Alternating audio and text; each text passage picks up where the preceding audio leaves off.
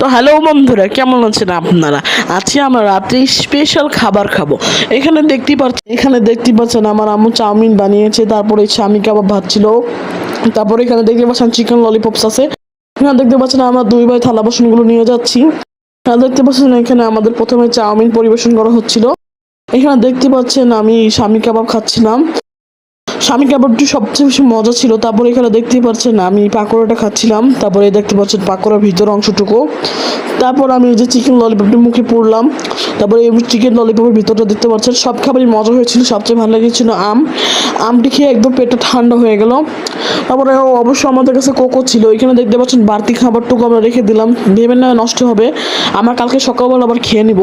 এখানে দেখতে পাচ্ছেন আমার ছোট ভাই আম খাচ্ছিল বেসিনে দাঁড়িয়ে, কারণ ওর আম অনেক পরে। এখানে দেখতে পাচ্ছেন আমার ফ্যামিলি মেম্বার আমার সাথে দুষ্টামি করছে। আমার মাকে অসংখ্য ধন্যবাদ যে আমাদের টেস্টি খাবার খেয়ে রান্না করে খাওয়া। সবার সুস্থ থাকুন, ভালো